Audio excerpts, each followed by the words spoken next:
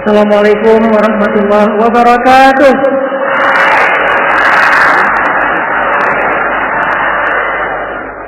Alhamdulillahirabbil alamin. Segala puji dan syukur kepada Allah Subhanahu wa taala. Salawat dan salam teruntuk Nabi kita, Nabi besar Muhammad sallallahu alaihi wasallam. Pertama-tama saya pengen ngucapin makasih banyak buat semua teman-teman di sini. Terutama buat teman-teman dari anak-anak motor, ada Brigade, XTC, Moonrakers, GBR, yang semuanya udah pada ngumpul. Barakallahu fiikum. Kita tepuk tangan dulu buat teman-teman anak-anak motor.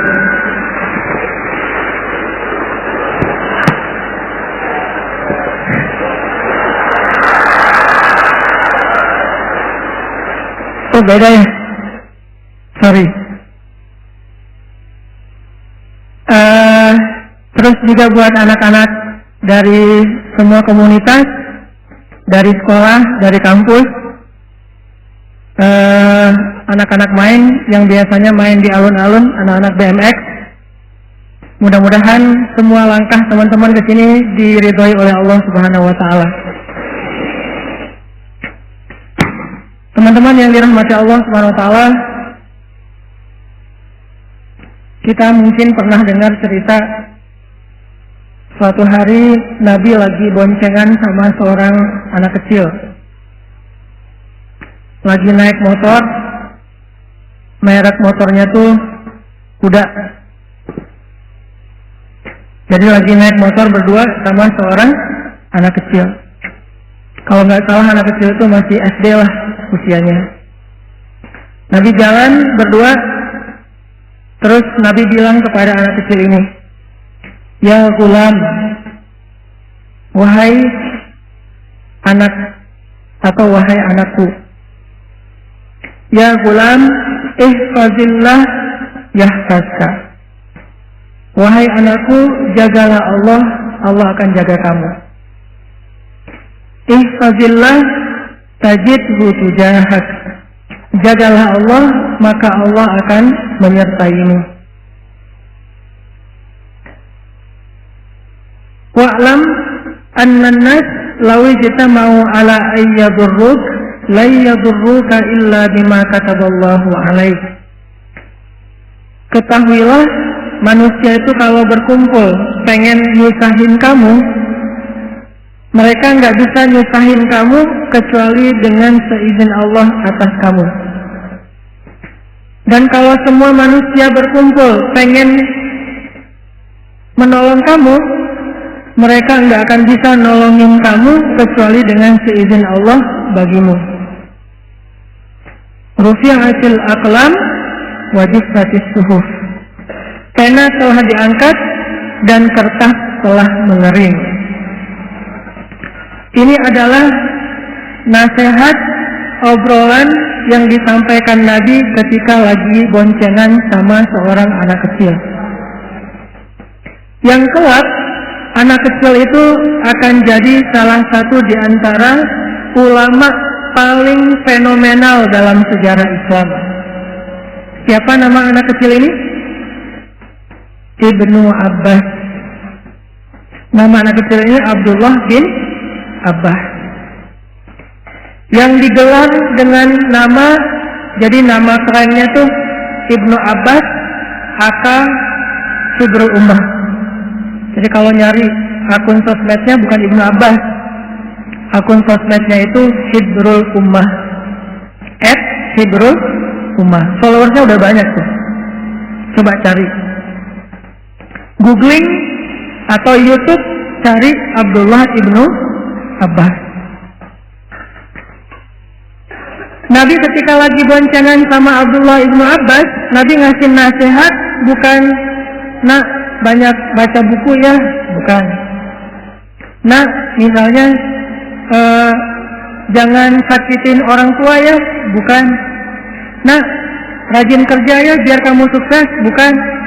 "Nak, ini dan seterusnya," enggak. Nasihatnya cuma satu hal, jaga Allah, Allah akan jaga kamu.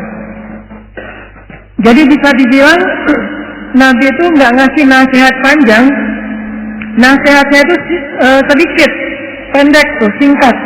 Tapi nasihat yang singkat ini kalau kita mau menjabarkan bisa berjilid-jilid buku.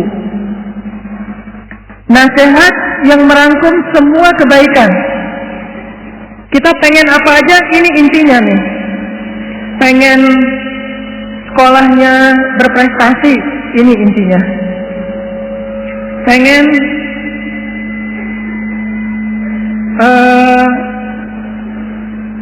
bisnisnya lancar, ini intinya. Pengen banyak teman, ini intinya. Pengen have fun dalam hobi-hobi dan permainan kita, ini juga intinya. Pengen statusnya nambah, jangan jomblo terus, ini juga intinya.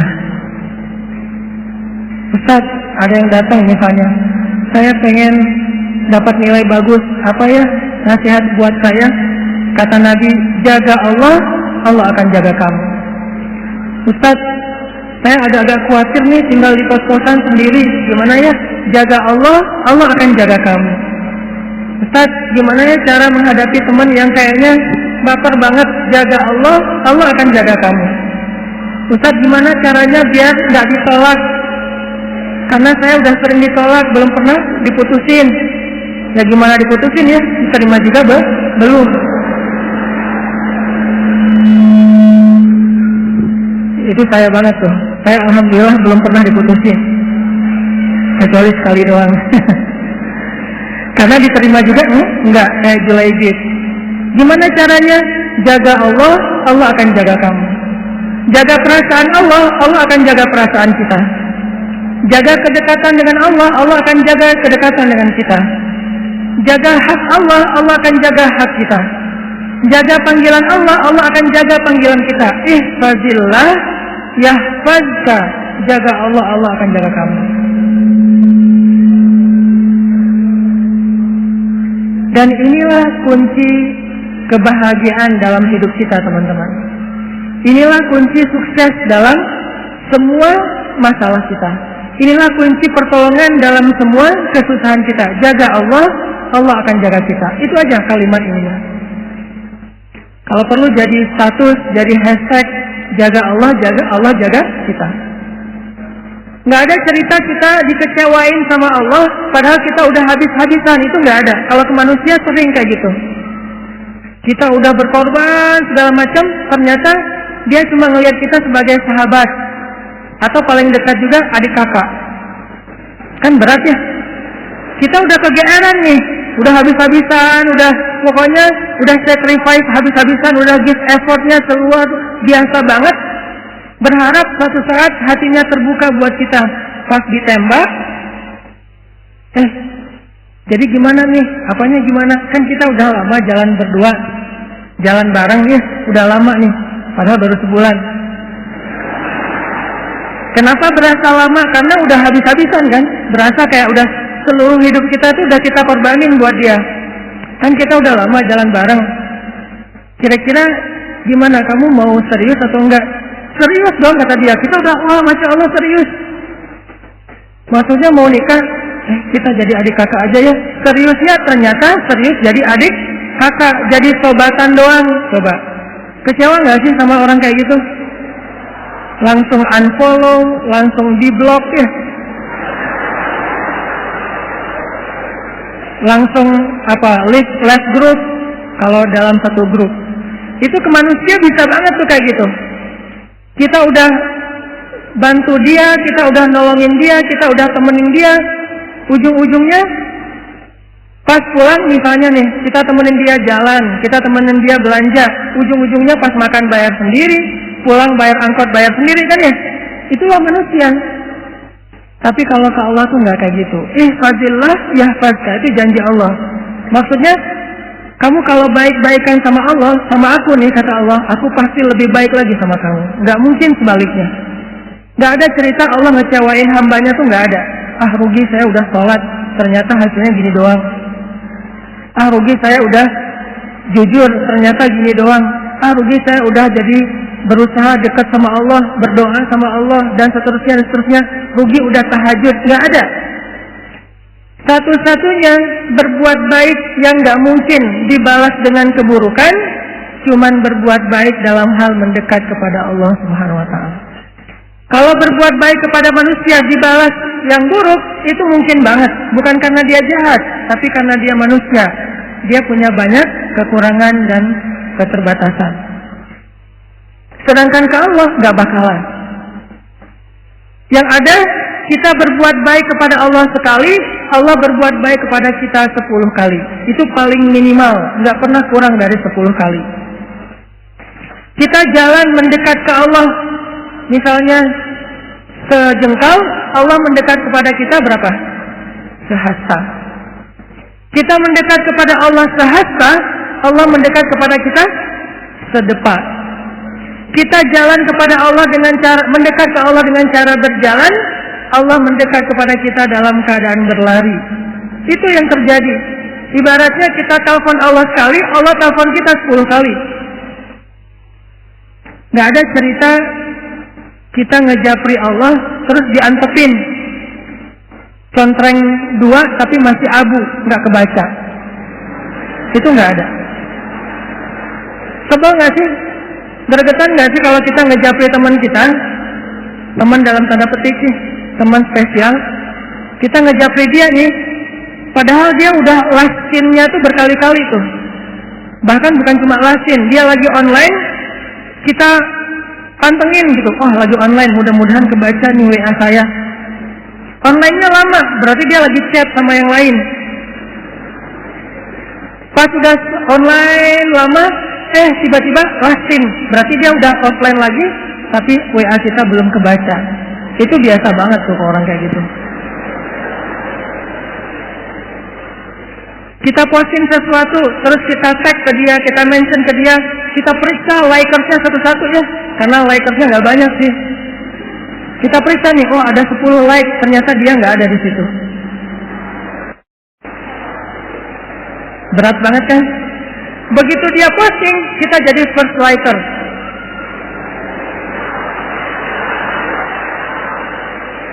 Kalau dia posting, kita langsung jadi yang pertama view, yang pertama nge-like. Seolah-olah hidup kita tuh nggak ada kerjaan lain kecuali mantengin kegiatan dia. WA-nya, Instagram-nya, Facebook-nya, Twitter-nya, pokoknya kita aktif banget. Tapi tidak ada respon dari dia. Biasa dibilang bertepuk sebelah tangan. Itu paling menggenaskan menurut saya. Itu baper banget. Apakah kita pernah kayak gitu sama Allah? Nggak bakalan. Yang ada sebaliknya, kita berbuat sesuatu yang mengecewakan Allah, Allah tetap aja dibuat baik buat kita, tetap aja mendekat kepada kita, tetap aja setiap malam Allah datang manggil kita. Bayangin, setiap malam tuh Allah miss call kita loh, tapi kita reject. Allah yang miss call kita. Kita nggak pernah miss call Allah. Karena setiap kali kita telepon Allah pasti diangkat. Setiap kali kita nge-WA Allah pasti Allah langsung typing, bukan cuma read. Daripada read tapi nggak dibalas juga kan sama aja sakitnya dengan nggak di-read ya.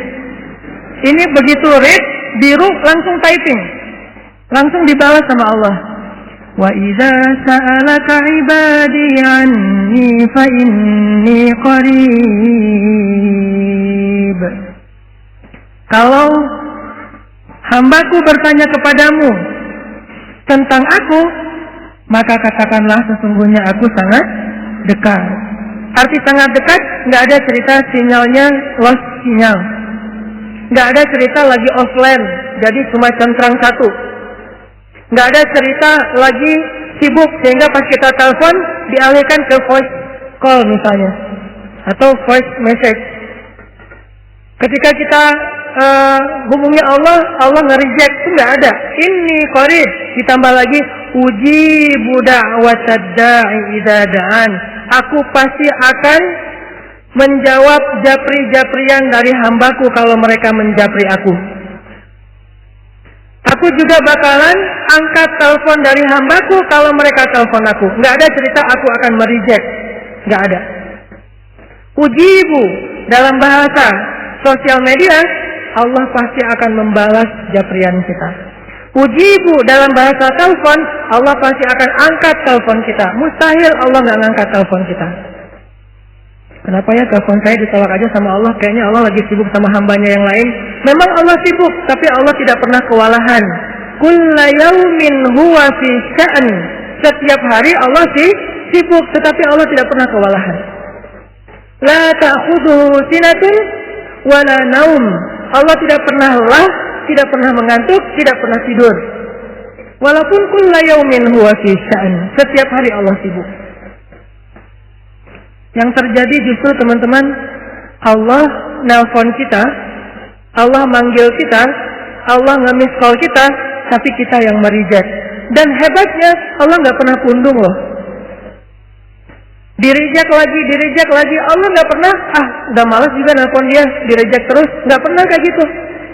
Sehari Allah nelpon kita 5 kali, dan sehari 5 kali kita nge-reject panggilan Allah. Apakah Allah pundung? Besok dipanggil lagi, lusa dipanggil lagi. Dan bukan cuma di-reject, kita nge-reject panggilan Allah kadang-kadang sambil ngedurutu gitu. Azan lagi. Kalau bahasa telepon, kok nelpon terus sih, udah di-reject, masih nelpon aja. Masih mending nge-rejectnya pakai message gitu. Nge-reject misalnya lagi nyetir, lagi meeting gitu ya. Ini nge-reject tanpa alasan, reject aja pokoknya. Apakah Allah kemudian berputus asa? Nggak cukup 5 kali Allah nelpon kita, malamnya Allah ngejapri kita. Sepertiga malam, Allah selalu turun ke langit dunia. Kemudian Allah bertanya kepada hamba-hambanya, hal min taib? Adakah di antara hambaku yang mau bertaubat sehingga aku terima taubatnya? Hal min mustaghfir? Adakah di antara hambaku yang mau meminta ampun sehingga aku ampuni dosa-dosanya? Hal min dihajah? Adakah di antara hamba-hambaku yang punya masalah sehingga aku tolong dari masalahnya? Allah japri kita setiap malam teman-teman. Setiap malam. Apakah kita mengangkat atau membuka japrian Allah? Enggak, kita tidur. Allah japri, kita tidur. Pas kita bangun, Allah telepon, kita reject. Dan itu terjadi bukan sekali 2 kali, sehari 2 hari teman-teman. Bertahun-tahun kayak gitu. Dari sejak umur kita 12 tahun sampai umur kita sekian belas atau lebih 20 tahun, ternyata kita terus nge-reject dan tidak menghiraukan panggilan Allah Subhanahu wa taala. Tapi Allah masih manggil kita, ya ibadi, wahai hambaku, ditelepon lagi, nggak pernah berhenti. Sampai akhirnya setelah belasan tahun, puluhan tahun kita nge-reject panggilan Allah, sekali-kalinya kita angkat, Allah senang banget coba. Begitu kita angkat panggilan Allah, hayya 'alas shalah,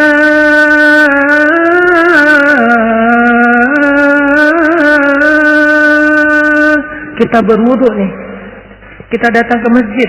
Begitu kita datang ke masjid, seolah-olah Allah menyambut kita di pintu masjid. Saking sayangnya Allah kepada kedatangan kita, saking senangnya Allah kita angkat teleponnya, sampai Allah cerita-cerita kepada yang lain. Kalau bahasa kita, telepon gua diangkat loh, gitu coba. Padahal kan Allah nggak butuh kita kan ya. Kalau kita butuh kepada seseorang terus kita kayak gitu, wajar. Telepon gua diangkat loh sama dia. WA gua dibaca loh. Dia lagi typing loh. Dia lagi ngebalas. Kenapa kita cerita ke teman kita? Karena kita merasa butuh kepada orang itu keren, orang itu luar biasa, dan kita merasa bangga kalau dibalas japriannya oleh orang tersebut. Tapi Allah nggak butuh kita teman-teman, sama sekali nggak butuh.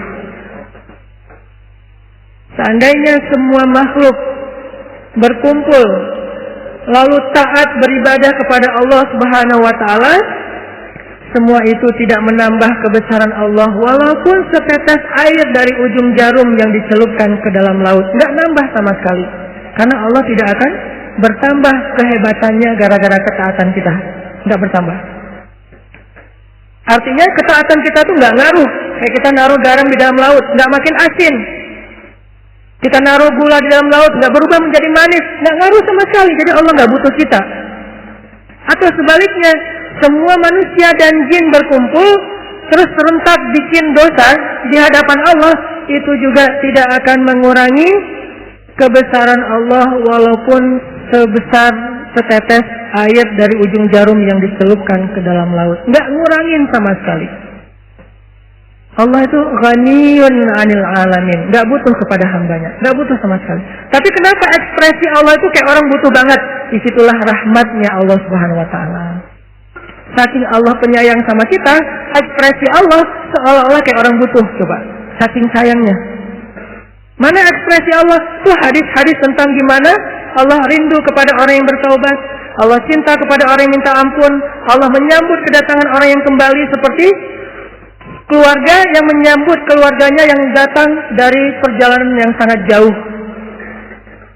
Sampai Nabi menggambarkan gembira atau ekspresi Allah itu excited banget kalau hambanya bertaubat. Nabi menganalogikan gimana teman-teman? Kayak seorang laki-laki yang lagi musafir nih.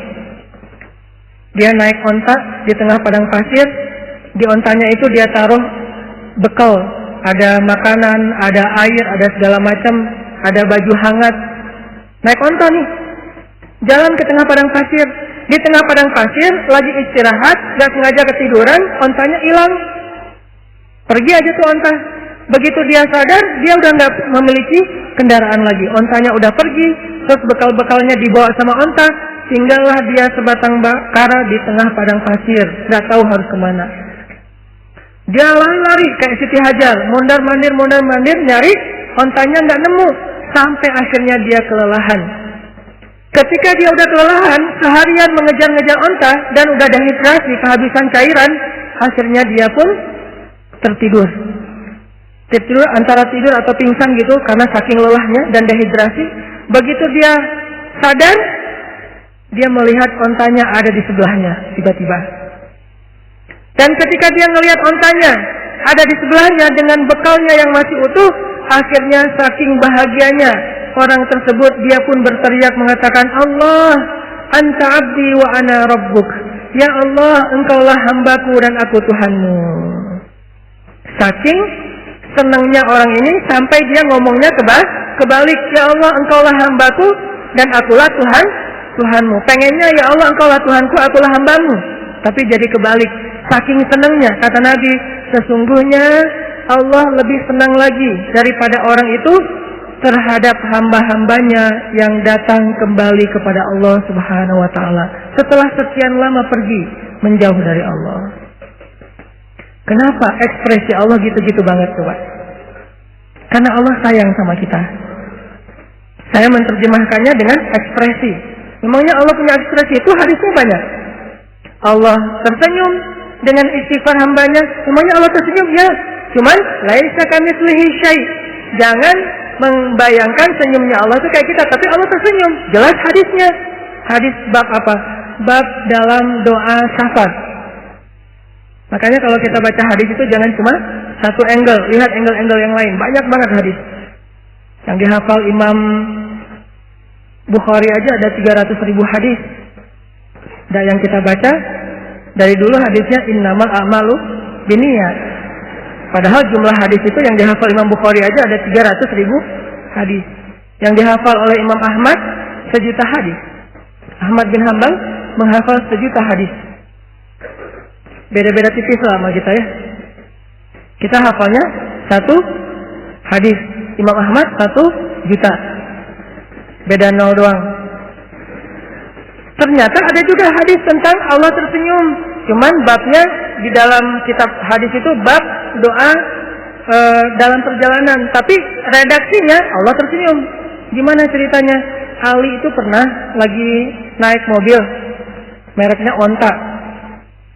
Ali naik mobil nih. Ketika dia naik ke atas mobil, dia baca bismillah. Ketika sudah duduk dengan nyaman, udah pakai sabuk pengaman. Kalau bahasa hadisnya istawa, sudah nyaman, berarti udah mantap nih, udah pakai sabuk pengaman, baca doa syafaat. Subhanallazi sakhkhara lana hadza dan seterusnya. Setelah kendaraannya mulai jalan dikit, dia baca doa istighfar. Ya Allah, saya menzalimi diri saya sendiri. Tapi tidak ada yang bisa mengampuni dosa saya selain Engkau ya Allah. Maka ampunilah saya. Zalamtu nafsi fa innahu la yaghfiru dzunuba illa anta. Faghfirli warhamni innaka antal ghafurur rahim. Ya Allah, saya itu banyak dosa. Ini lagi dalam perjalanan nih. Bismillahirrahmanirrahim. Subhanalladzi sakhkhara lana hada. Terus, ya Allah, saya itu hamba yang banyak dosa ya Allah. Tapi nggak ada yang bisa mengampuni dosa sebanyak itu selain Engkau. Maka ampunilah saya ya Allah. Sayangilah saya. Engkaulah yang Maha Pengampun lagi Maha Penyayang. Setelah Ali baca doa ini, Ali tersenyum. Senyumnya lebar. Ditanya sama drivernya Ali. Jadi dia pakai skuter pribadi gitu. Nggak tahu online atau yang dia bayar. Nah, si drivernya nanya sama Ali, ya Abul Hasan, kenapa engkau tersenyum? Kata Ali, dulu saya pernah menanyakan hal yang sama ketika saya lagi nyetirin Nabi Muhammad SAW. Lagi jadi drivernya Nabi. Waktu itu Nabi naik ke atas kendaraannya, baca bismillah, baca doa safar, kemudian membaca kalimat istighfar yang sama dengan apa yang Ali baca.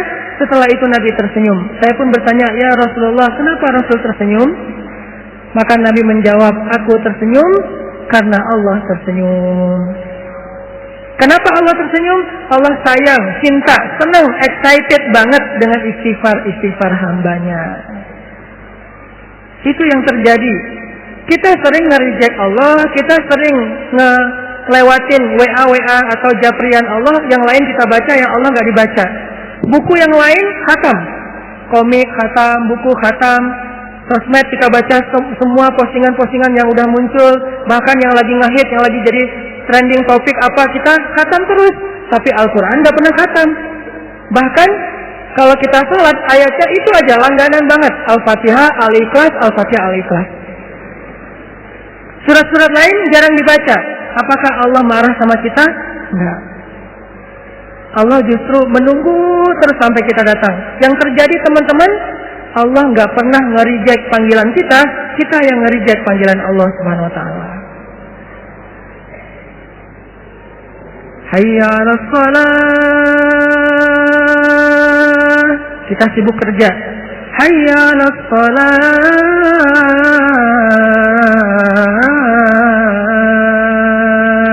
Kita sibuk main. As-salatu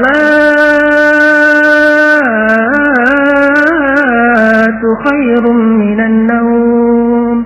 Kita sibuk tidur. Apakah besok Allah udah nggak usah azan lagi, udah cukup, nggak akan didengar juga? Nggak, azan terus saja berkumandang. Ternyata yang pundung itu bukan Allah, muazzinnya. Malas azan di sini juga nggak ada yang datang. Akhirnya kenapa itu nggak ada azan? Allah pundung ya? Bukan, muazzin yang pundung. Dia qomat doang. Dia yang qomat, yang imam, dia makmum. Terutama waktu zuhur dan subuh.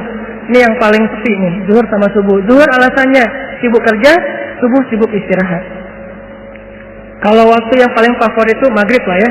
Masih lumayan kalau maghrib. Apalagi anak-anak kecil dari datang ke surau, ke musola. Kalau isya alasannya jalan, hang out. Artinya Allah nggak pernah pundung sama kita teman-teman. Sehingga kata Nabi, ihfazillah yahfazka.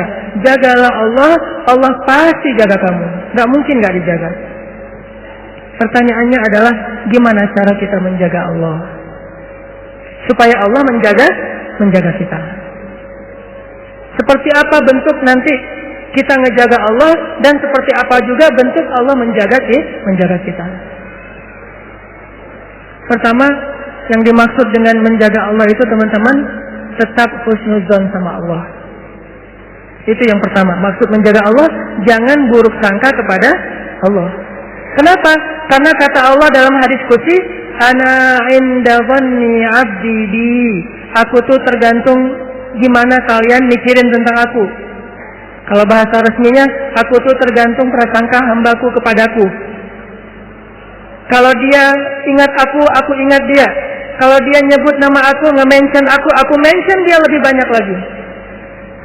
Kalau kita mention Allah misalnya, Alhamdulillah, Subhanallah, Masya Allah, apalagi Allahu Akbar. Kita mention Allah nih, maka Allah akan menyebut-nyebut nama kita di depan lebih banyak followers dibandingkan kita.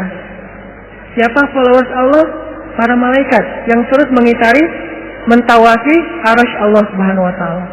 Allah akan sebutkan di antara para malaikat, wahai para malaikat, coba catat ya, sesungguhnya aku cinta kepada Fulan bin Fulan.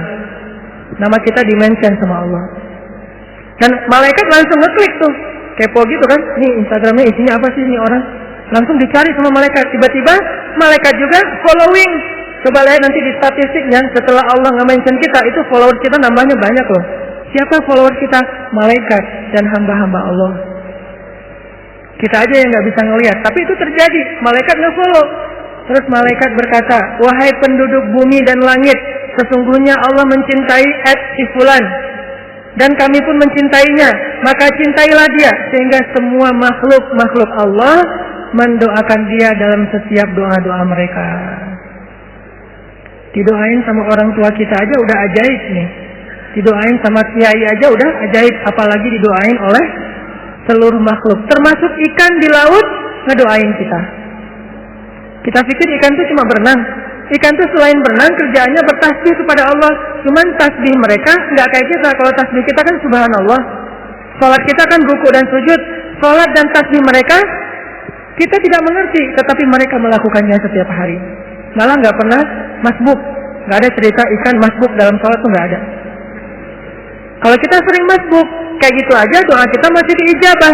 Apalagi makhluk Allah yang lain yang nggak pernah masbuk, nggak pernah berbuat dosa. Tapi itu yang ikan hiu makan orang, itu bukan perbuatan dosa. Emang fitrahnya kayak gitu. Emang kita dosa makan ayam? Kita makan ikan digoreng dosa? Dosa emang nggak tega sama ikan kok digoreng hidup-hidup gitu kan ya? Karena emang kayak gitu sunnatullah. Jadi itu bukan disebut sebagai dosa. Harimau mah banyak dosa, mending gak usah didoain sama harimau. Hiu apalagi. Kayak teman-teman yang senang ke Batu Karas atau ke Cimaja. Saya senang juga nemenin teman-teman liatin orang-orang pada main surfing di Batu Karas. Kan salah satu yang paling menakutkan buat para surfer itu adalah serangan hiu. Walaupun di Indonesia tingkat serangan hiu itu rendah banget dibandingkan Australia sama Afrika Selatan. Tapi maksudnya apakah hiu itu punya dosa besar gara-gara pernah membunuh manusia sehingga harus dikisos? Pokoknya kalau nemu hiu langsung sidang dan kisos. Nggak ada. Kenapa? Karena hiu itu tidak ada taklif. Dalam bahasa agama tidak disebut mukallaf. Apa mukallaf? Orang yang terbeban syariat, terbeban hukum agama. Hewan tidak terbeban syariat, sehingga hewan tidak perlu dikenakan hukum. Ini ada apa ayam enggak menutup aurat? Enggak. Mana ada cerita hewan menutup aurat? Kenapa? Karena mereka tidak ghairu mukallaf, tidak dikenakan beban syariat. Kalau tidak dikenakan beban syariat, berarti mereka suci, sehingga doa-doa mereka semua diijabah oleh Allah. Persis kayak anak bayi. Anak bayi itu ghairu mukallaf. Bahasa yang lebih common lagi, nggak balik, belum balik. Yang kemudian jadi bahasa Sunda, ya, itu balik nih. Itu mah beda lagi. Tapi itu balik itu dari bahasa Arab, balil, sudah sampai cukup umur, sehingga sudah paham. Bahasa agamanya bukan balik, tapi mukallaf. La yukallifullahu nafsan illa wusaha. Bayangin didoain sama anak bayi, didoain sama makhluk Allah yang gak punya dosa. Siapa orang-orang kayak gini? Orang yang selalu menyebut-nyebut nama Allah dengan lisannya. Allah akan sebut dia lebih banyak lagi. Yang ada teman-teman, kita berbuat baik satu hal kepada Allah, Allah akan ngebalas minimal 10 hal untuk kita. Jadi arti jagalah Allah, Allah akan menjaga kita. Pertama adalah jaga prasangka kita kepada Allah. Jangan berprasangka buruk.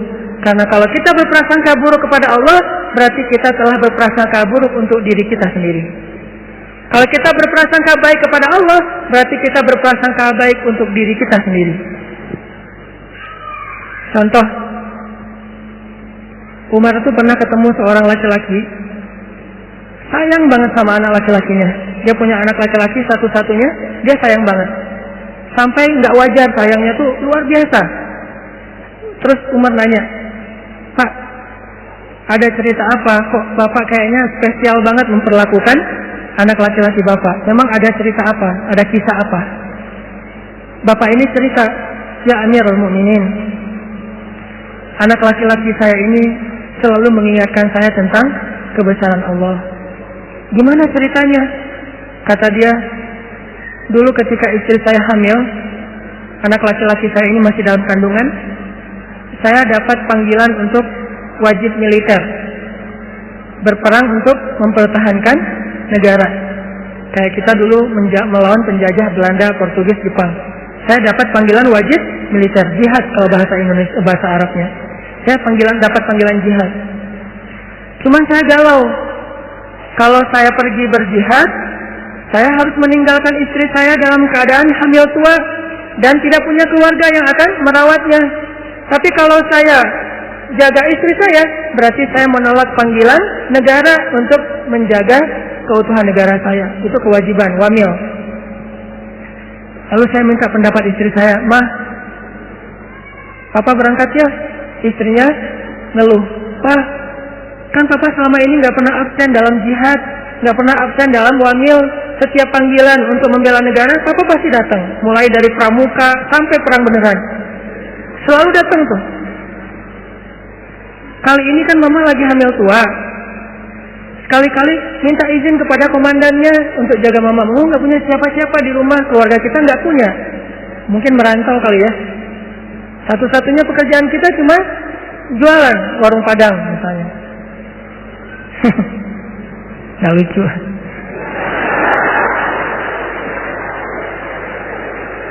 Akhirnya suaminya istikharah. Ternyata istikharah itu nggak bisa sekali teman-teman. Kalau pengen muncul sebuah kemantapan hati, istikharah itu harus berkali-kali. Istikharah pertama belum jelas. Duh, galau mau milih yang mana di antara dua calon. Istikharah pertama masih kabur nih, dua-duanya nggak ada mantap di hati. Istikharah kedua, ketiga terus saja nggak mantap. Kenapa ya? Oh ternyata dua-duanya udah nikah, jadi emang nggak mantap. Salah istikharahnya nih. Istikharah. Setelah istikharah sekian lama, akhirnya mantap. Dia harus berangkat meninggalkan istrinya. Dia bilang ke istrinya, Mah, sepertinya Papa harus berangkat. Istrinya nangis-nangis. Sebelum berangkat, dia pegang perut istrinya. Dia berdoa, Ya Allah, saya titipkan bayi saya di dalam kandungan istri saya ini kepada Engkau. Engkau sebaik-baik penjaga. Dengan mantap deh, di hatinya tuh yakin banget, Ya Allah, saya titipkan bayi saya ini kepadamu, Engkau sebaik-baik penjaga. Mantap di hatinya, berangkat. Gak lama setelah dia berangkat, dia dengar kabar istrinya meninggal dunia. Sebelum sempat melahirkan, meninggal dunia. Dikuburkan, dia pun pulang, minta izin dari komandannya pulang dan mencari kuburan istrinya. Ketika dia datang ke kuburan istrinya, dia ngelihat kuburan istrinya itu ngeluarin asap. Ini cerita dalam kisah-kisah tentang Umar bin Khattab. Banyak banget cerita tentang Umar. Kuburan istrinya itu ngeluarin asap, kayak orang lagi di azab kubur gitu. Akhirnya dia nanya kepada tetangga, apakah istri saya berzina ketika saya tinggalkan? Kata orang-orang, tidak. Kami tahu istrimu itu perempuan yang sangat menjaga kehormatan. Oh Alhamdulillah. Atau apakah istri saya berhutang dan belum membayar hutang secara zalim? Kata tetangga, tidak. Kalaupun ada sudah kami ikhlaskan. Oh Alhamdulillah. Apakah istri saya pernah syirik ketika saya tinggalkan? Kata tetangga, tidak. Dia perempuan yang sangat solehah, perempuan yang sangat menjaga hubungannya dengan Allah. Nggak mungkin dia melakukan kemusyrikan. Akhirnya suaminya penasaran, kalau dia tidak punya dosa-dosa besar, terus kenapa kuburannya keluar asap? Seolah-olah dia lagi disiksa di dalam kubur. Karena penasaran, kepo, akhirnya kuburnya di stalking. Digali maksudnya. Kuburannya digali, pengen tahu apa yang terjadi di dalam. Ternyata setelah digali, dia menemukan istrinya di dalam kubur itu sedang duduk sambil memangku bayinya. Istrinya dalam keadaan meninggal dan bayinya dalam keadaan menangis. Itu terjadi di zaman Umar. Ustaz dapat dari mana sih? Banyak, tapi bukunya berbahasa Arab. Makanya tadi ada Ustaz menyampaikan pentingnya bahasa Arab. Karena kalau kita baca buku bahasa Arab dengan ceramah Ustaz ulama-ulama di Timur Tengah itu luar biasa. Banyak sekali yang tidak kita pernah baca dalam literatur terjemahan bahasa Indonesia. Tentang Rasul, tentang sahabat. Istrinya duduk gitu mangkuin anaknya nangis, istrinya meninggal. Diambillah anak itu, kemudian istrinya dikuburkan kembali, suaminya minta ampun kepada Allah. Ya Allah, ampunkan saya, maafkan saya sudah zalim kepadamu, kata suaminya. Orang-orang nanya, ya rajul, wahai laki-laki, gimana kamu mengatakan zalim kepada Allah? Apa yang kamu lakukan sehingga kamu menganggap sudah zalim kepada Allah? Kata dia, ya ketika saya pergi meninggalkan rumah, saya mengusap perut istri saya katakan, ya Allah, saya titipkan bayi saya kepadamu, engkau sebaik-baik penjaga. Saya enggak katakan bayi dan ibunya, tapi saya katakan bayinya saja. Secara spontan, waktu itu dalam hati saya berpikir, dah kalau ibunya bisa jaga diri. Orang sudah dewasa, jadi tidak terlalu mengkhawatirkan ditinggalkan juga masih bisa cari makan sendiri. Sedangkan bayi ini masih lemah, sehingga secara tidak sengaja saya berpikir bayi saya itu harus dititipkan, sedangkan ibunya jangan, dia bisa jaga sendiri. Ternyata saya tidak sempurna berbaik sangka kepada Allah, sehingga Allah menyelamatkan yang dititipkan dan membiarkan yang tidak dititipkan kepada Allah. Aku tergantung prasangka hambaku kepadaku. Makanya kalau mau tawakal sama Allah itu yang utuh, jangan tanggung. Kalau mau menyerahkan satu urusan kepada Allah itu yang utuh, jangan tanggung. Apa utuhnya? Yakinnya yang utuh. Jangan, bisa nggak ya? Udah deh, doa aja dulu. Bisa nggak bisanya kita lihat aja nanti. Jangan muji Allah. Jangankan Allah, hamba aja, ulama aja kita nggak boleh muji. Salah satu adab dalam mencari ilmu itu apa teman-teman? Tidak boleh bertanya kepada ulama, kepada guru, pertanyaan yang tujuannya hanya untuk menguji keilmuan guru. Itu adab mencari ilmu, nggak boleh. Sengaja nanya, saya mau nanya, coba sebutkan ayat ini, jadi kayak ujiannya. Itu tidak boleh dalam adab mencari ilmu. Karena yang boleh bertanya hal yang kayak gini, ngetes guru hanyalah gurunya. Sedangkan kita mendengar, kemudian berusaha untuk mengamalkan. Makhluk aja nggak boleh diuji, apalagi Allah Subhanahu Wa Taala. Kalau kita mau berprasangka baik, prasangka baik yang utuh. Ya Allah, inna salati wa nusuki wa mahyaya wa mamati. Itulah makna dari husnuzon yang utuh kepada Allah Subhanahu Wa Taala. Aku tergantung prasangka hambaku kepadaku. Sehingga kalau kita yakin sama Allah, sebesar apa keyakinan kita, sebesar itu juga pertolongan Allah dalam hidup kita. Kalau kita pengen melihat keajaiban dalam hidup kita, berarti keyakinan kita kepada Allah harus ajaib. Kok kamu tenang-tenang aja sih? Kan ada Allah. Iya sih ada Allah, tapi kan, nah yang bilang tapi, maka tidak akan pernah melihat keajaiban dalam hidupnya. Yang bilang cuman, yang bilang alasan-alasan yang banyak, berarti dia nggak bakalan pernah ngelihat hal-hal yang ajaib terjadi dalam kehidupannya. Kalau dia pengen melihat hal yang ajaib, dia nggak boleh bilang tapi, dia cukup bilang hasbiyallah. Cukup buat saya Allah. Maka terjadilah keajaiban dalam hidupnya.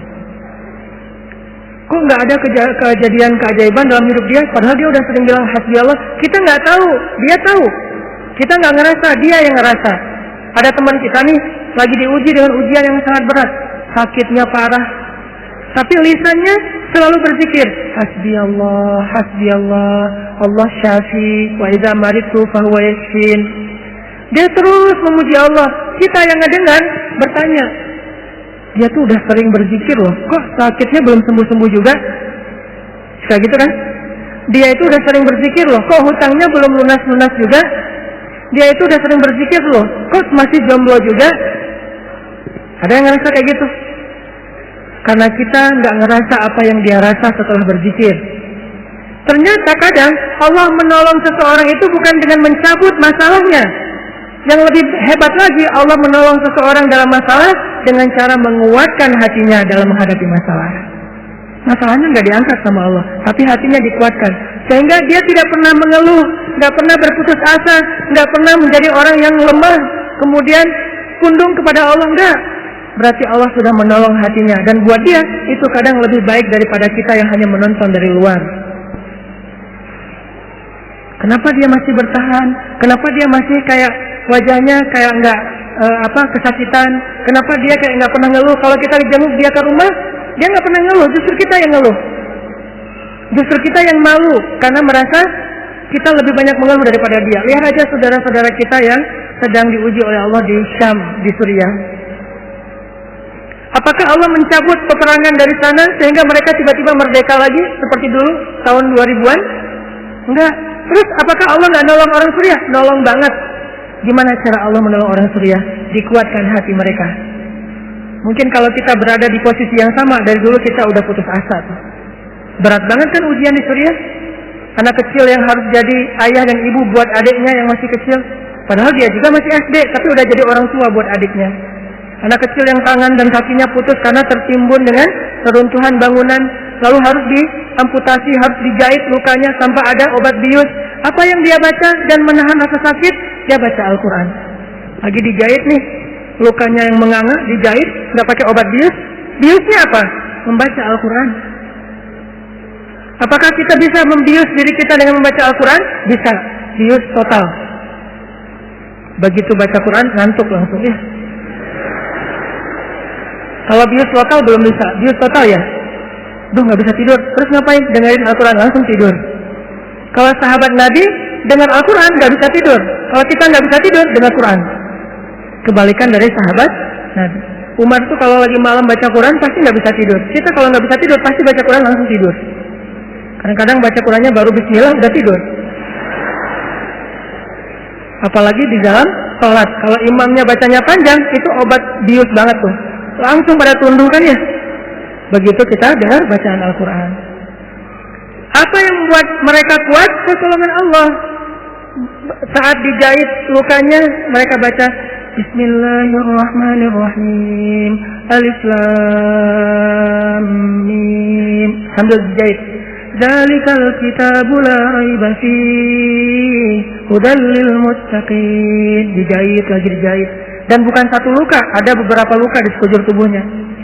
Alladzina yu'minuna bil ghaibi wa yuqimuna as-salata wa mimma razaqnahum yunfiqun. Coba lihat. Itulah pertolongan Allah untuk anak-anak ini. Allah tidak mengangkat luka mereka, Allah tidak mengangkat kezaliman dalam kehidupan mereka, tetapi Allah menguatkan hati mereka, dan itulah penjagaan Allah kepada mereka. Sedangkan orang yang tidak dikuatkan hatinya, baru juga diputusin, sudah bunuh diri, gagal pula. Kalau bunuh diri berhasil masih mending, bunuh diri gagal lah gitu. Loncat dari jembatan kesangkut misalnya, nggak enak banget kan ya?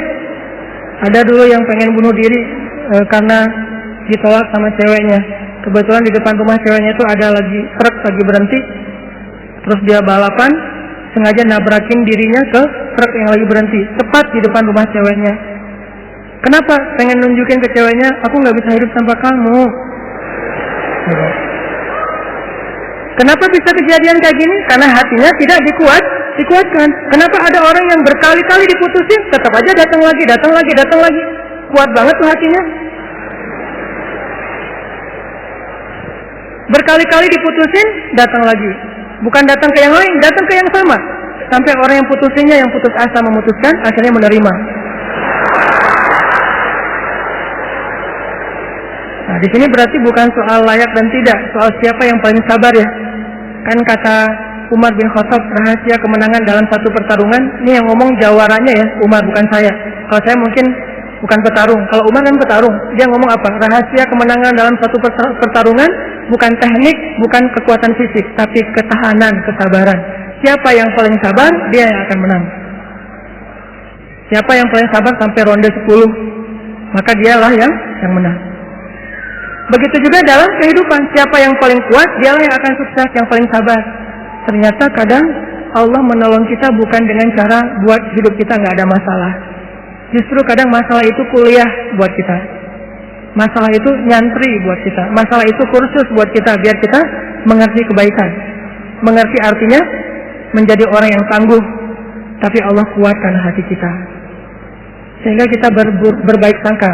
Ihfazillah yahfazka. Jaga Allah, Allah jaga kamu. Berbaik sangka kepada Allah. Misalnya lagi ada musibah, oh kayaknya Allah mau ganti yang lebih baik nih. Kayak gitu. Ada musibah langsung berbaik sangka, Allah mau ganti yang lebih baik. Istri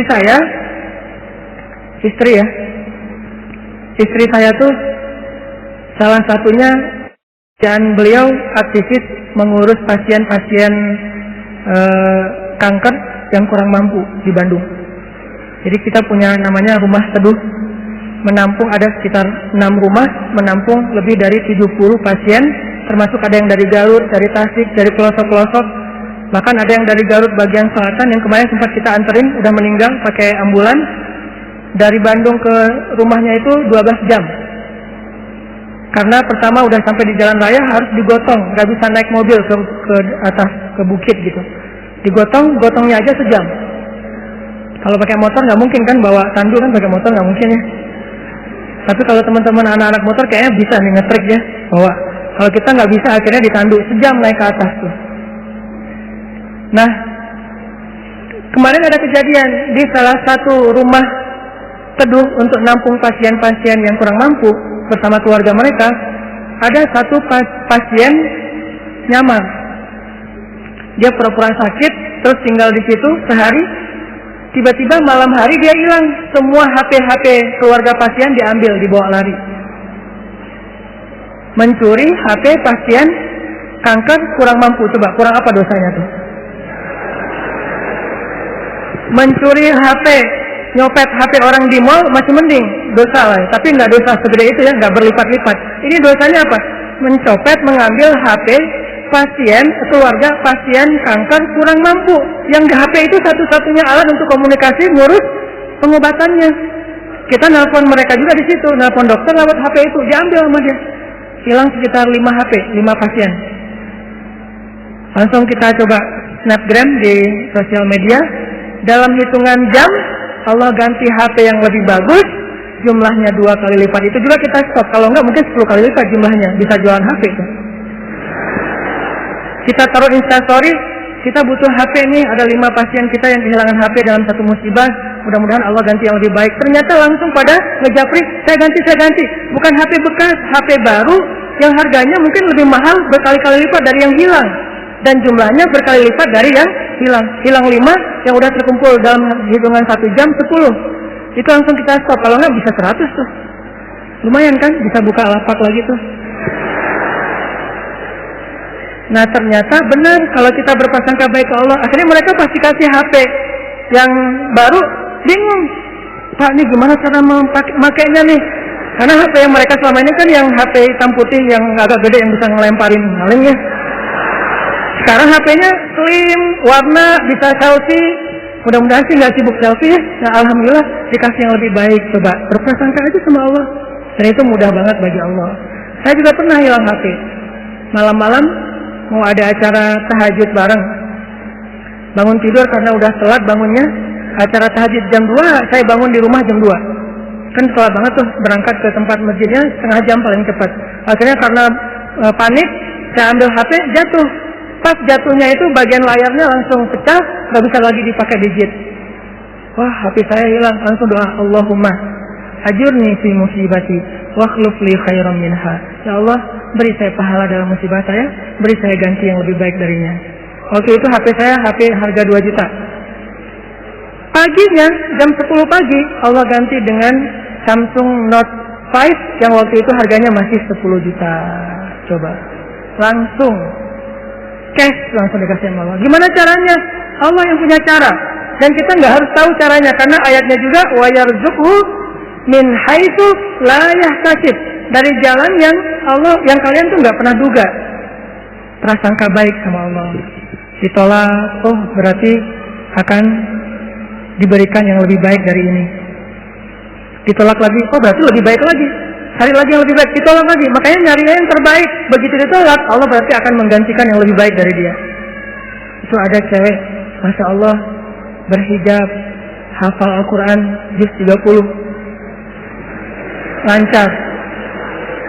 Ini kayaknya tipe saya banget nih. Jadi saya nggak perlu repot-repot ngajarin Al-Quran ke anak saya, udah ada mamanya. Ini kayaknya cewek yang setia, keibuan. Kayaknya dia nggak senang keluar, lebih senang di rumah. Pas banget dengan tipe kita misalnya. Ternyata pas datang ditolak, maaf saya udah tunangan. Lagi-lagi kayak gitu ya, nggak survei dulu sih, langsung datang aja. Karena nggak ada surveinya, datang ditolak. Oh, mudah-mudahan dikasih yang tadi juz 30, karena ditolak dikasih yang 30 juz. Tapi sekarang masih juz 30 juga bertahap. Pas sudah nikah nanti dia hafal Quran jadi 30 juz. Bisa kayak gitu, bisa banget. Kerjaan, ada satu kerjaan yang kita nggak berhasil, satu usaha nih. Lagi mulai usaha kecil, modal 1 juta usaha. Ternyata ada yang nggak jujur, kita ketipu, gagal. Jangan langsung berburuk sangka ke Allah. Apa maunya lagi Allah nih? Saya kan melakukan usaha ini gara-gara saya meninggalkan riba. Masa saya meninggalkan riba tapi malah makin sulit? Kayaknya Allah nggak rela ya. Saya mau hijrah. Udah deh saya balik lagi. Malah saya juga sama Allah. Kayak gitu kan? Berarti kita sudah berburuk sangka kepada diri kita sendiri. Harusnya, oh Allah nggak mau ngasih saya rezeki yang receh kayak gini nih. Makanya dibikin ini ada masalah dikit. Dikasih rezeki yang lebih besar. Usaha lagi. Dari mana? Kan udah habis modalnya. Bukankah Allah Maha Kaya? Bukankah Allah alam yajidka yatiman fa'awa wa wajadaka dhallan fahada wa wajadaka ailan fa'aghna? Tinggal kita yakin aja dan berbaik sangka kepada Allah. Makin yakin dan makin berbaik sangka, makin Allah nunjukin hal-hal yang ajaib dalam hidup kita. Saya sering cerita, pasti teman-teman mungkin sebagian pernah dengar di YouTube.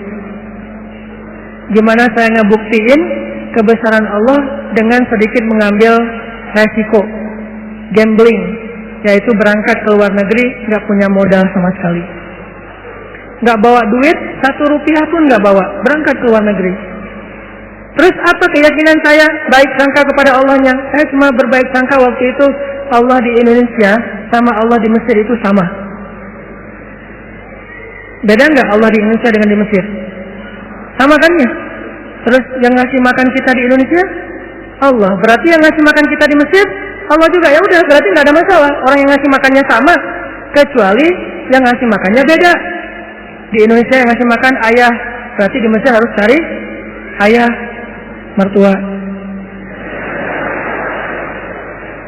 Ayah bukan pemberi makan, tetapi ayah yang dengan lewat dialah Allah memberi kita makan. Tapi punya cara yang lain, Allah lah pemberi makan. Akhirnya saya berangkat. Allah di Indonesia dengan Allah di Mesir sama. Apakah Allah akan mengecewakan hambanya yang berbaik sangka? Enggak. Ternyata terbukti banget teman-teman. Saya malah merasa sangat diperlakukan dengan istimewa oleh Allah sepanjang perjalanan sampai pulang lagi ke Indonesia. Gak kelaparan sama sekali. Ikhtiar. Cuman kadang kita ikhtiar habis-habisan, kalau Allah mengatakan tidak ya tetap aja nggak bisa. Ada juga orang yang ikhtiarnya biasa-biasa aja, Allah bilang ya, dapatnya lebih dari apa yang dia ikhtiarkan. Saya jual bakso, jual doang, yang masak teman, karena saya nggak bisa masak. Saya bilang ke teman, lo masakin bakso, nanti biar gua yang jual. Nanti bagi 2, lo 30%, saya 70%. Oh ya boleh dia masak, terus saya jualan bakso ke warga Indonesia yang ada di Mesir, plus warga Malaysia, karena Malaysia lebih banyak daripada Indonesia. Indonesia sekitar 3.000, Malaysia sekitar 6.000, Malaysia sekitar 12.000, 2 kali lipat jumlah mahasiswa Malaysia. Jualan. Lagian kalau orang Malaysia mungkin karena nggak terbiasa makan bakso, nggak bisa ngebedain bakso enak dan nggak enak ya, jadi lebih aman nih. Jangan jual bakso ke orang Bandung, ketahuan banget nggak enaknya. Karena orang Jawa Barat kan banyak jual bakso tuh. Ini nggak kayak bakso di tempat saya, jual bakso ke mereka. Dan saya ngasih jumlah pentol baksonya tergantung mood. Kalau orangnya kayaknya nyaman nih, enakan nih, kasih banyak. Kalau orangnya nyebelin, kasih aja 2, cukup lah. Datang wajahnya cemberut gitu, mau apa? Beli bakso. Oh ya, 2, kasih aja. Terus temennya, Mas, iya, mau apa? Beli bakso? Boleh, boleh, kasih 10. Saya pas makan bro, ngeliat sebelah, kok beda? Beda amalan. Rugi kah? Nggak rugi, untung juga gede. Bakso, catering, jual dolar keliling, Terus pokoknya ada adik-adik kelas baru datang langsung dipalakin. Dolarnya sini. Langsung kasih dengan pon Mesir. Dolar. Dalam sehari bisa dapat $1.000 lumayan. Sampai akhirnya setelah saya berangkat ke Mesir, justru nafkah keluarga saya lebih lancar daripada saya di Indonesia. Buktinya apa? Adik-adik itu sekolah saya biayain, kirim dari Mesir, dari mulai dia SD, SMP, SMA dibiayain. Terus ibu nanya, saya nanya ke ibu, Mak, kan di Aceh, Mak butuh apa di rumah? Kalau abang ada duit lebih, Mak pengen beli kulkas. Karena seumur-umur saya, kita belum pernah punya kulkas sendiri, rumah juga ngontrak. Kalau Ramadan itu ngambil es dari rumah tetangga. Nah ini mau Ramadan nih, pengen punya kulkas sendiri. Oh boleh Mak, berapa aja lah. Yang 5 juta juga nggak apa-apa kata Mak. Kemahalan. Akhirnya saya kirim 1,5 juta beli kulkas yang 1 pintu yang kecil. Bahagia. Mak butuh apa lagi? Ya ini adik-adik baju lebaran belum dibeli, kirim baju lebaran. Mak butuh apa lagi? Ini uang kontrakan bulan ini belum bayar, kirim.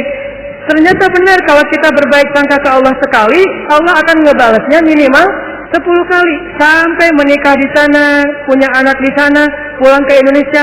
Saya sering gambling dengan cara berbaik sangka kepada Allah. Tapi jangan gambling sesuatu yang Allah nggak janjikan ya. Saya berbaik sangka ke Allah, berdiri aja di rel kereta, pasti nggak akan ditabrak lah. Allah nggak pernah bilang siapa yang berdiri di rel kereta akan aku tolong dan tidak akan ditabrak. Nggak ada janji Allah kayak gitu. Ada gitu ayatnya. Coba gambling ke yang ada ayatnya. Siapa yang bertakwa pasti akan aku kasih jalan keluar. Siapa yang bersabar pasti aku berikan pertolongan. Siapa yang sholat pasti aku akan membantu dia. Yang Allah udah janjiin, maka gamblinglah dengan hal itu. Ambillah resiko dengan janji-janji itu. Tapi kalau Allah nggak ngejanjiin apa-apa, jangan ambil resiko. Karena Allah juga nggak punya perjanjian. Siapa yang loncat dari tower pasti akan selamat. Nggak ada ayatnya, nggak ada hadisnya. Siapa yang minum racun nggak apa-apa, karena dia minum racunnya ikhlas. Nggak ada minum racun ikhlas. Ini teman-teman, berbaik sangka kepada Allah, maka kita nggak bakalan kecewa. Ada masalah apa aja, balikin lagi ke Allah. Oh, ini kayaknya Allah pengen ngasih kebaikan. Yang baik-baik aja yang dipikirin tentang Allah. Begitu sekali kita berburuk sangka ke Allah, sekali itu kita telah memberikan kesempatan buat diri kita untuk celaka atau mendapatkan kerugian. Aku tergantung prasangka hambaku kepadaku. Makanya cerita yang paling populer yang kita baca di Al-Quran itu ketika Nabi hijrah ke Madinah. Apakah perjalanan hijrah Nabi mudah? Enggak. Jadi kalau kita ngerasa perjalanan hijrah kita itu enggak mudah, berarti kita juga ngerasain apa yang dirasakan Nabi Muhammad SAW.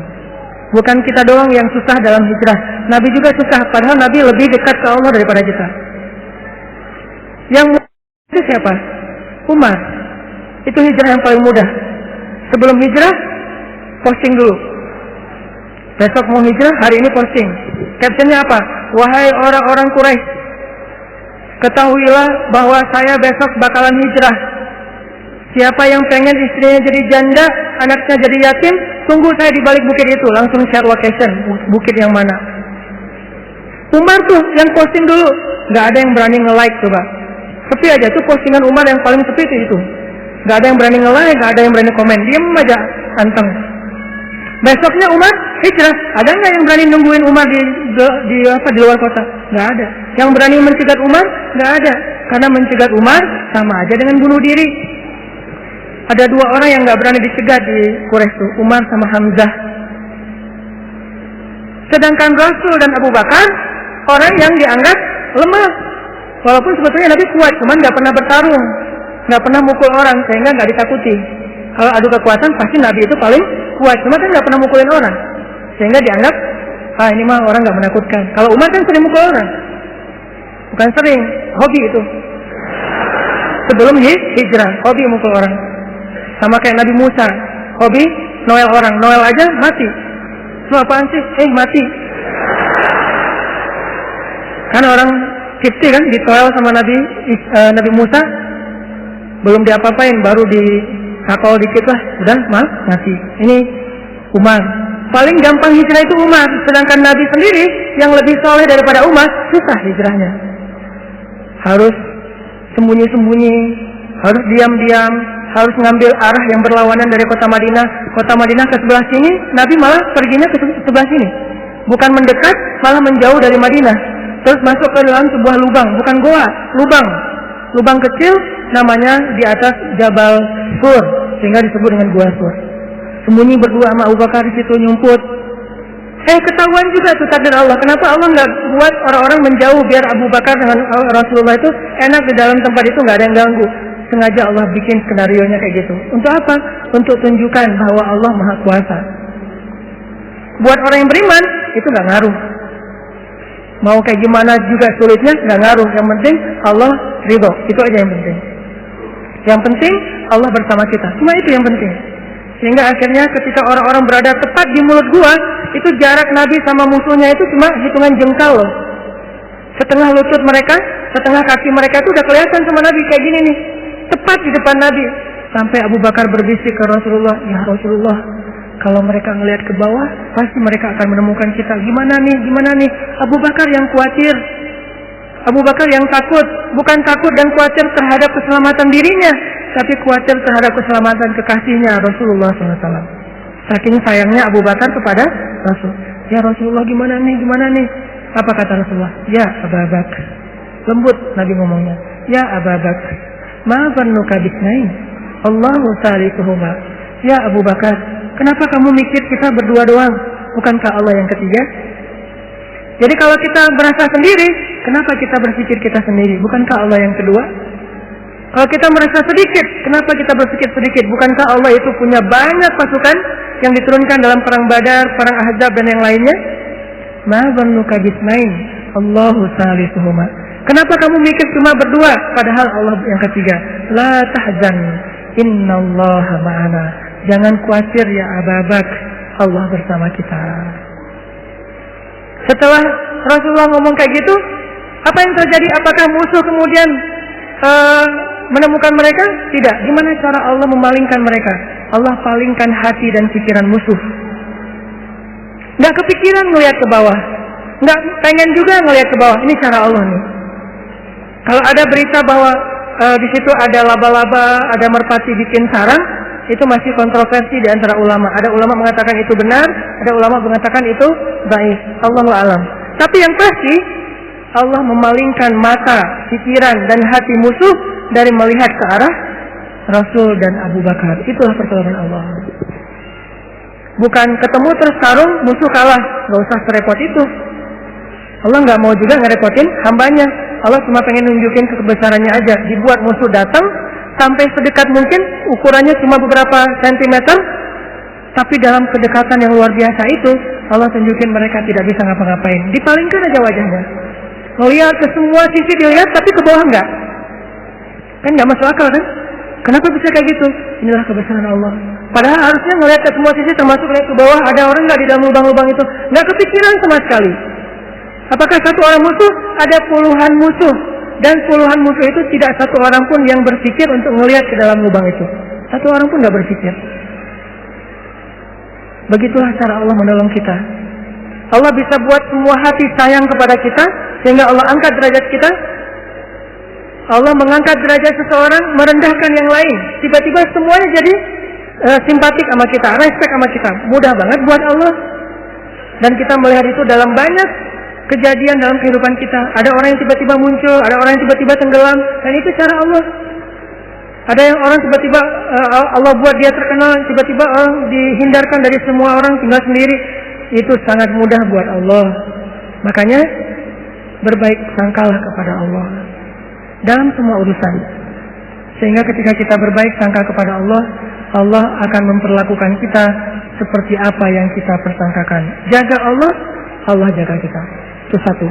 Hari ini dua aja nih. Gimana maksud jaga Allah sehingga Allah jaga kita? Satu, berbaik sangka. Kedua, arti jaga Allah, Allah jaga kita ada di Al-Baqarah. Fazkuruni azkurkum.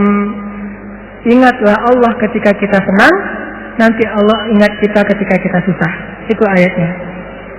Walaupun terjemahannya nggak sejelas itu. Terjemahannya ingat aku ingat kamu. Tapi tafsirnya maksudnya ingat aku ketika kamu lagi senang, ketika kamu lagi lapang, ketika kamu merasa nggak butuh, nanti aku akan ingat kamu ketika kamu lagi susah, lagi sempit, lagi butuh. Fazkuruni azkurkum. Jangan cuma ingat Allah pas kita butuh, sehingga nanti Allah baru akan ingat kita di kebutuhan berikutnya.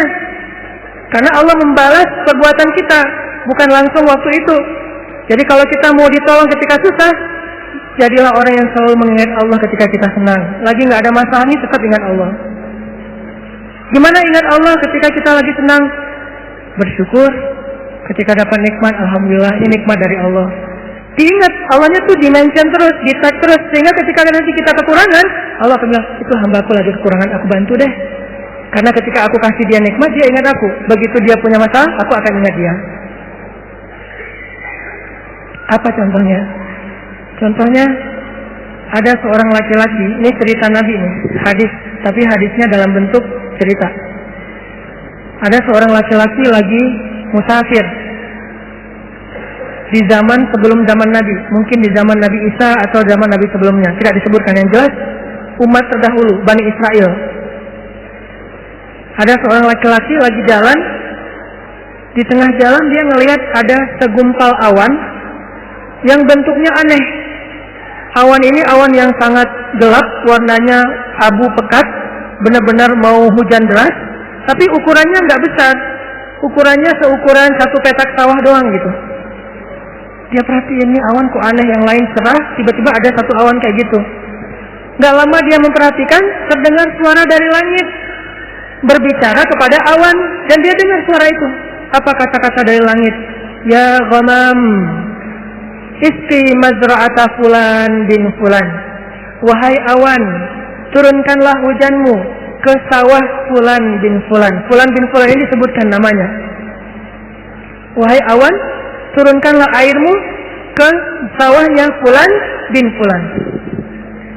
Setelah suara ini berbunyi, awan itu pun berarak, dibawa oleh angin.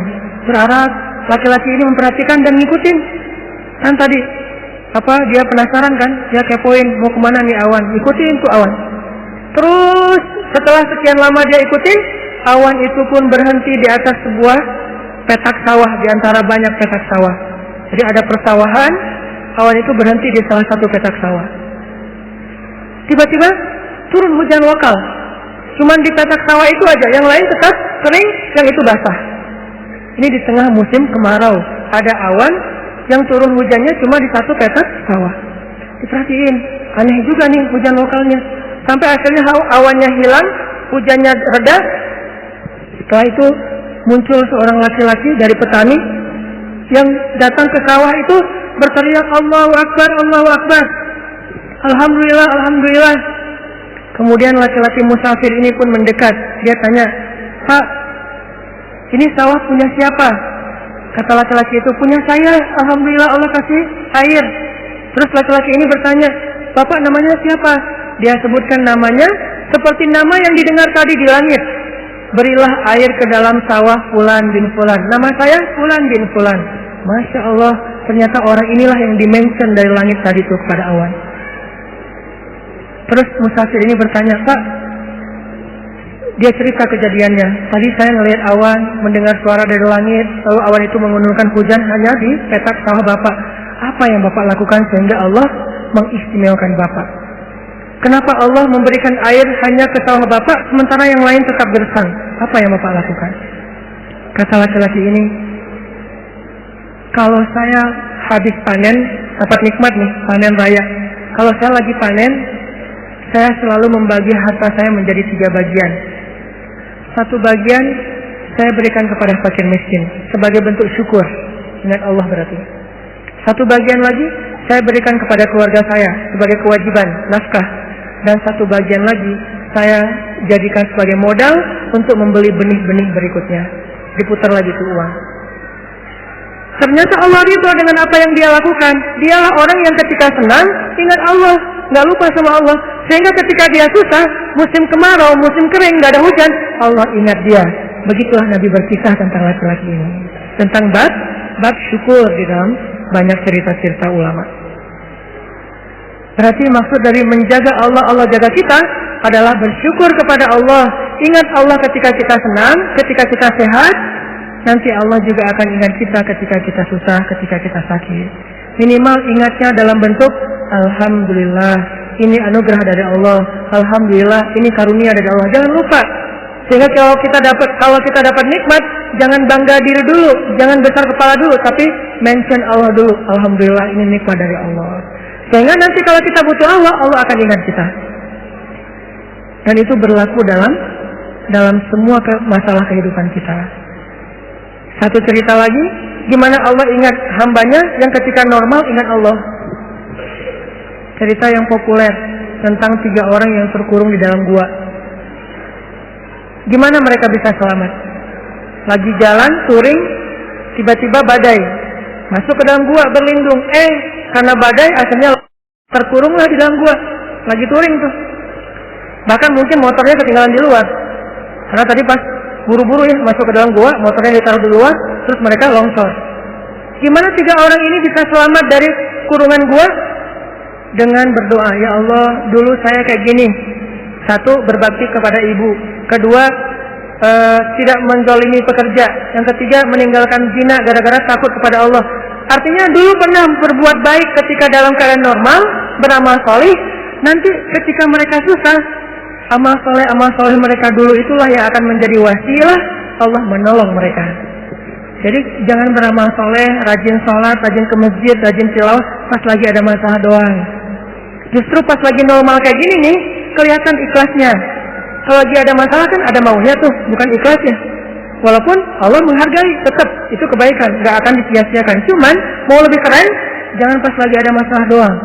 Pas lagi normal, kayak lagi nggak merasa butuh sama Allah, tetap rajin ke masjid, tetap sholat tepat waktu, tetap mengingat Allah, tetap membaca Al-Quran, tetap membantu orang lain, tetap berbakti pada orang tua.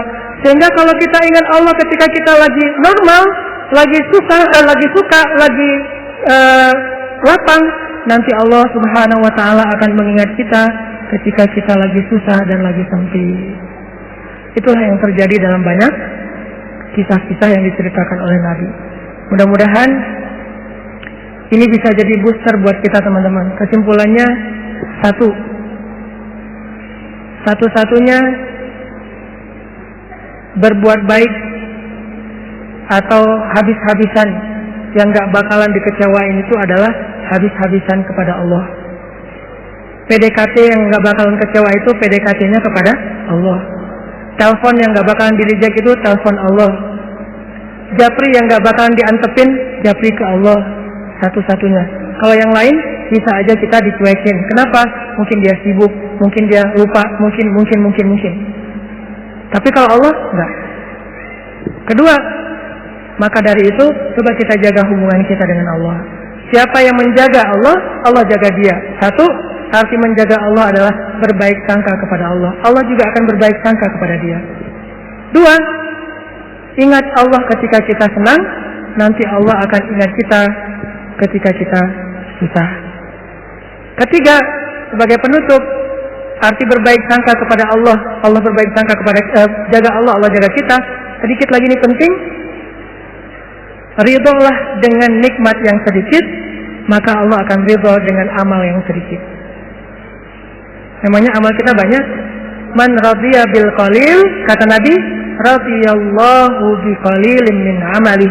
Siapa yang ridho dengan nikmat Allah yang sedikit, menurut dia sedikit, maka nanti Allah juga akan ridho dengan amal yang sedikit. Salat kita yang pas-pasan, ibadah kita yang pas-pasan, tilawah kita yang pas-pasan, Allah ridho. Kenapa Allah ridho? Padahal cuma pas-pasan, karena kita juga ridho dengan nikmat Allah di dalam kehidupan kita yang kadang menurut kita sedikit, padahal sesungguhnya banyak. Mudah-mudahan ini jadi penyemangat buat kita untuk terus mendekat kepada Allah Subhanahu Wa Taala. Jangan kecewain Allah, maka Allah gak bakalan ngecewain kita. Kenyataannya sering kita ngecewain Allah, Allah juga belum ngecewain kita. Tapi Allah punya batasan. Kalau kita terus-terusan kayak gitu, nanti akan datang janji Allah membalas suatu keburukan sesuai dengan perbuatan yang buruk itu. A'udzubillahi min dzalik. Barakallahu li wa lakum. Wassalamualaikum warahmatullahi wabarakatuh. Ya Rahman, ya Rahim, ya Rahman.